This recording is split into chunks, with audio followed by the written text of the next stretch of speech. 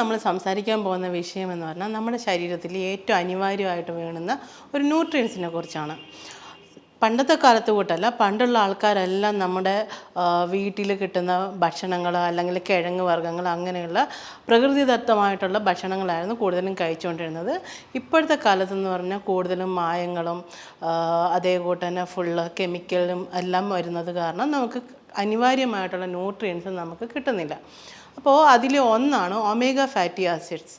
അതിൽ omega fatty acids എന്ന് പറയുന്നത് ഒരു തരത്തിലുള്ള പോളി അൺസാച്ചുറേറ്റഡ് ഫാറ്റി ആസിഡാണ്. ഇത് നമുക്ക് ബോഡിയിൽ നിന്ന് തന്നെ പ്രൊഡ്യൂസ് ചെയ്യാൻ പറ്റുന്ന ഒരു ഫാറ്റി ആസിഡ് അല്ല. നമുക്കത് ഫുഡിൽ നിന്നോ അല്ലെങ്കിൽ സപ്ലിമെൻറ്റ്സ് ആയിട്ടോ കഴിക്കേണ്ട ഒരു ഫാറ്റി ആസിഡാണ്.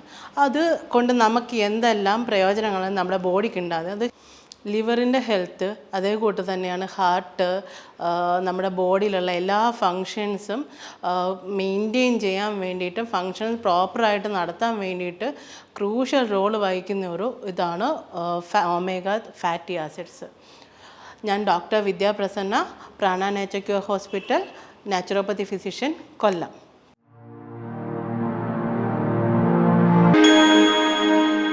കൂടുതലും ഒമേഗ ഫാറ്റി ആസിഡ്സ് നമുക്ക് കഴിക്കാൻ പറ്റുന്നതെന്ന് പറഞ്ഞാൽ സീ ഫുഡ്സിൽ നിന്നും അതേ കൂട്ട് തന്നെ പ്ലാന്റ് ബേസ്ഡ് ഫുഡ്സിൽ നിന്നുമാണ്. സീ ഫുഡ്സ് എന്ന് പറയുമ്പോഴത്തേക്കുന്ന നമുക്ക് ചൂര, അതേ കൂട്ട് തന്നെ അയില,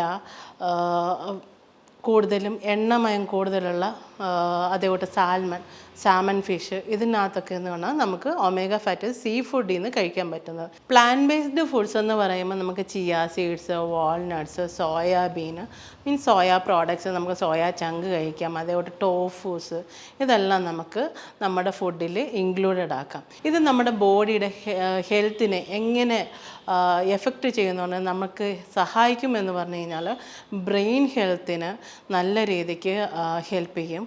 അതേപോലെ തന്നെ ഹാർട്ടിന് ഇപ്പോൾ ബ്ലഡ് സർക്കുലേഷൻ കൂട്ടാൻ, അതേപോലെ തന്നെയാണ് നമുക്ക് ലിവർ ഫങ്ഷൻസ് പ്രോപ്പറായിട്ട് നടത്താനും എല്ലാം ഒമേഗ ഫാറ്റി ആസിഡ്സ് നല്ല രീതിക്ക് സഹായിക്കും. ഇത് നമുക്ക് നമ്മുടെ ഹാർട്ടിൻ്റെ ഡിസീസിൻ്റെ റിസ്കിനെ കുറയ്ക്കാനും, അതേപോലെ ലിവറിൻ്റെ ഫങ്ഷൻസ് കൂട്ടാൻ, നീർക്കെട്ട് കുറയ്ക്കാൻ, ഇതിനെല്ലാം നമ്മുടെ ബോഡിയെ സഹായിക്കും. അതേപോലെ ബ്രെയിനിൻ്റെ ഫങ്ഷൻസ് പ്രോപ്പറായിട്ട് നടത്താനും എല്ലാം ഒമേഗ ഫാറ്റി ആസിഡ്സ് നല്ല രീതിക്ക് സഹായിക്കും. നമുക്ക് ഡെയിലി കഴിക്കാൻ പറ്റുന്ന ഒരു ഫാറ്റി ആസിഡാണ്. ഇത് ആർക്കൊക്കെ കഴിക്കാമെന്ന് വെച്ച് കഴിഞ്ഞാൽ ഒരു 30 കഴിഞ്ഞാൽ നമ്മളെല്ലാ പേഷ്യൻസിനോടും പറയും, നിങ്ങളൊരു 30-35 വയസ്സ് കഴിഞ്ഞ ആൾക്കാർ എല്ലാവരും ദിവസേന ഒരു ഒന്നീ സപ്ലിമെൻ്റ് ആയിട്ടോ അല്ലെങ്കിൽ നിങ്ങളുടെ ഡയറ്റ് കറക്റ്റായിട്ട് ഈ ഫുഡ്സ് എല്ലാം ഇൻക്ലൂഡഡ് ആയിട്ട് കഴിക്കാൻ വേണം. കൂടുതലും ചീത്ത കൊളസ്ട്രോൾ ഉള്ളവർക്ക്, അതേ കൂട്ട് തന്നെയാണ് ഇൻഫ്ലമേഷൻ, നീർക്കെട്ടുള്ളവർക്കൊക്കെ ഒമേഗ ഫാറ്റി ആസിഡ്സ് കഴിക്കുന്നത് കൊണ്ട് നീർക്കെട്ട് കുറയാനും, അതേപോലെ തന്നെ മുട്ടുവേദന, ജോയിൻറ്റ് പെയിൻസ് ഉള്ളവർക്കെല്ലാം ഇത് നല്ലതായിട്ട് സഹായിക്കും. ഒമേഗ ഫാറ്റി ആസിഡ്സ് കഴിക്കുമ്പോൾ തന്നെ നിങ്ങൾ കഴിച്ചൊരു ഒരാഴ്ച 2 ആഴ്ച കഴിയുമ്പോൾ തന്നെ നിങ്ങൾക്കതിൻ്റെ മാറ്റങ്ങൾ കണ്ടു തുടങ്ങാം. നിങ്ങൾക്ക് പെയിൻ കുറയും, ഇൻഫ്ലമേഷൻസ് എല്ലാം കുറയാൻ സഹായിക്കും. അതേപോലെ തന്നെ ജോയിൻറ്റ് പെയിൻസ് ഉള്ള ആൾക്കാർക്ക് ഒമേഗ ഫാറ്റി ആസിഡ്സ് കഴിക്കുന്നത് നല്ലതായിരിക്കും. കാരണം അവർക്ക് വേദന കുറയാൻ നല്ല രീതിക്ക് സഹായിക്കും. അതേപോലെ തന്നെ ഇൻഫ്ലമേഷൻ, നീർക്കെട്ട് കുറയാനും ഇതെല്ലാം സഹായിക്കും. പിന്നെ സിസ്റ്റ്, അതേകൂട്ട് തന്നെ PCOD ആയിട്ടുള്ള ആൾക്കാർക്ക് ഒമേഗ ഫാറ്റി ആസിഡ്സ് ദിവസവും കഴിക്കേണ്ടത് അനിവാര്യമാണ്. കാരണം അവരുടെ ബോഡിയിൽ ഏറ്റവും കൂടുതൽ ഇൻഫ്ലമേഷൻസ് കാണിക്കുന്നതായിരിക്കും. അപ്പോൾ നമുക്ക് അത് കുറയ്ക്കാൻ വേണ്ടിയിട്ട് ഡെയിലി കഴിക്കുന്നത് നല്ലതാണ്. അതേകൂട്ട് തന്നെ ഓർമ്മക്കുറവ്, കുട്ടികളിലാണെങ്കിലും മുതിർന്നവരാണെങ്കിലും ഓർമ്മക്കുറവ്, കോൺസെൻട്രേഷൻ ഇല്ലായ്മ, അതേകൂട്ട് തന്നെ കൂടുതൽ നേരം സ്ട്രെസ്സ്, ആങ്സൈറ്റി ഉള്ള ആൾക്കാരും ഒമേഗ ഫാറ്റി ആസിഡ്സ് കഴിക്കേണ്ടത് നിർബന്ധമായിട്ടും നിങ്ങളൊരു 30 വയസ്സ് കഴിഞ്ഞുമ്പോൾ കഴിക്കേണ്ടതാണ്. അടുത്ത അനിവാര്യമായിട്ട് വേണമെന്ന ന്യൂട്രിയൻ്റാണ് ഗട്ട് ഫൈബർ.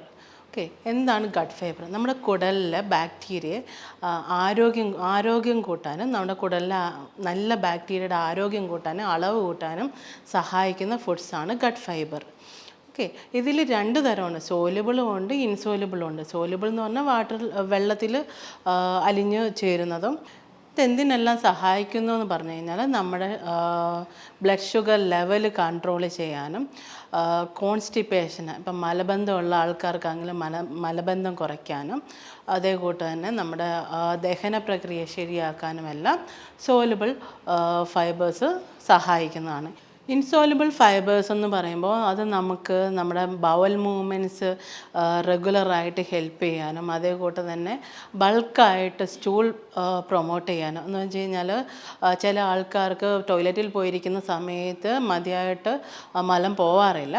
അപ്പോൾ കറക്റ്റായിട്ട് ഇത് വെള്ളത്തിൽ ഡൈജസ്റ്റ് ചെയ്യാത്ത ഒരു ഫൈബർ ആയതുകൊണ്ട് കൂടുതലും നമുക്ക് സ്റ്റൂൾ ഫോമിൽ കൂടുതലായിട്ട് പ്രൊഡ്യൂസ് ചെയ്യാൻ സഹായിക്കുന്നുണ്ട്. അതേപോലെ തന്നെ നമ്മുടെ ബവൽ മൂവ്മെൻറ്റ്സും കോൺസ്റ്റിപ്പേഷനുള്ള ആൾക്കാർക്കും എല്ലാം അതിനെ തരണം ചെയ്യാൻ സഹായിക്കുന്ന ഒരു ഫൈബറാണ് ഇൻസോലുബിൾ ഫൈബർ. അതിൽ നമുക്ക് ഏതെല്ലാം ഫുഡ് കഴിച്ചാലും നമുക്ക് ഗട്ട് ഫൈബർ ഇമ്പ്രൂവ് ചെയ്യാം. ഗട്ട് ഫൈബർ ഫുഡ്സ് ഏതൊക്കെയാണെന്നുള്ളത് നമുക്ക് നോക്കാം.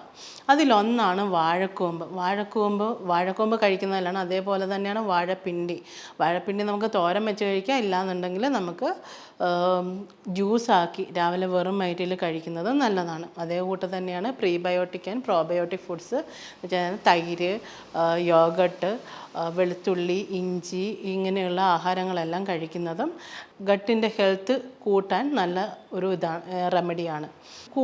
കൂടുതൽ സ്ലൈമി ആയിട്ടുള്ള ഫുഡ്സ് കഴിക്കുന്നതല്ല. അതായത് വെണ്ടയ്ക്ക, വഴുതനങ്ങ, കസ്കസ്, അതേപോലെ തന്നെ ചിയ സീഡ്സ് കഴിക്കുന്നത് നല്ലതാണ്. ഇതെല്ലാം നമ്മൾ വെള്ളത്തിലിടുമ്പോൾ അത് കുതിർന്ന് വരുന്ന സമയത്ത് നമുക്കറിയാം ഭയങ്കര വഴുവഴുപ്പുള്ളതായിട്ട് തോന്നും.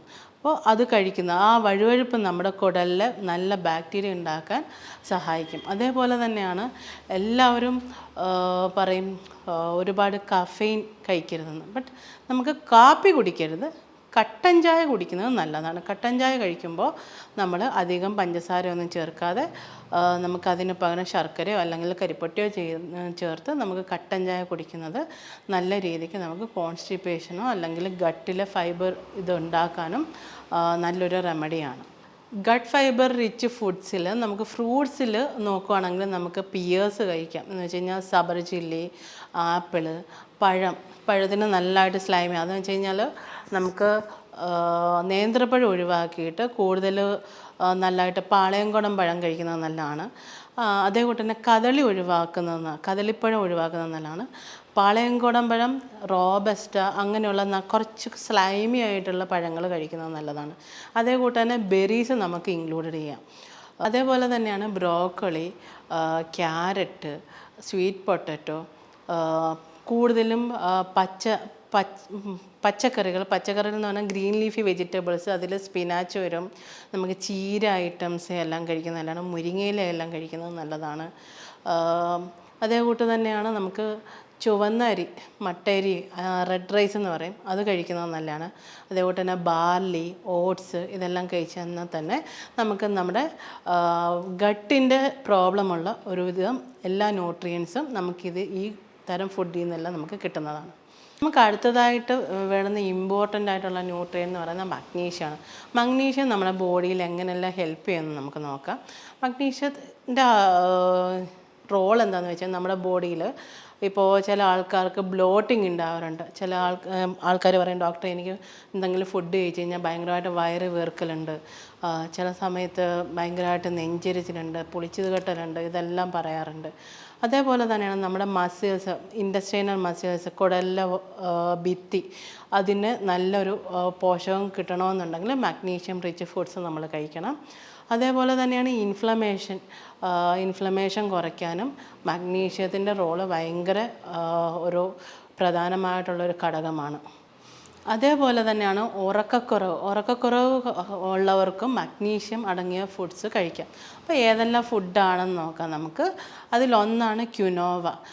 അത് മില്ലറ്റ്സിൽ വരുന്നതാണ്. നമുക്ക് ക്യുനോവ എല്ലാ സൂപ്പർ മാർക്കറ്റ്സിലും അവൈലബിൾ ആയിട്ടുള്ള ഒരു ഫുഡാണ്. അപ്പോൾ ക്യുനോവ നിങ്ങൾക്ക് കഴിക്കാം. അതേപോലെ തന്നെ അവക്കാഡോസ് നിങ്ങൾക്ക് ഷെയ്ക്കായിട്ട് കഴിക്കാം. ഇല്ലാന്നുണ്ടെങ്കിൽ സ്മൂത്തീസായിട്ട് നിങ്ങൾക്ക് അത് നിങ്ങളുടെ ഫുഡിൽ ഇൻക്ലൂഡ് ചെയ്യാം.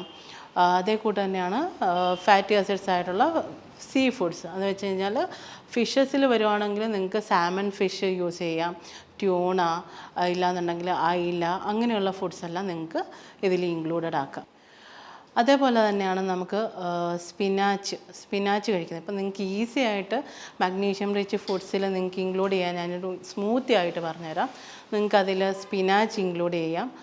ഒരു 5-6 ഇല വീതം സ്പിനാച്ച് എടുക്കുക. ഒരു 1-2 സ്പൂൺ പംകിൻ സീഡ്സ്, അതിൻ്റെ കൂടെ ഒരു ടീസ്പൂൺ ചിയ സീഡ്സ്, 1-2 പഴം.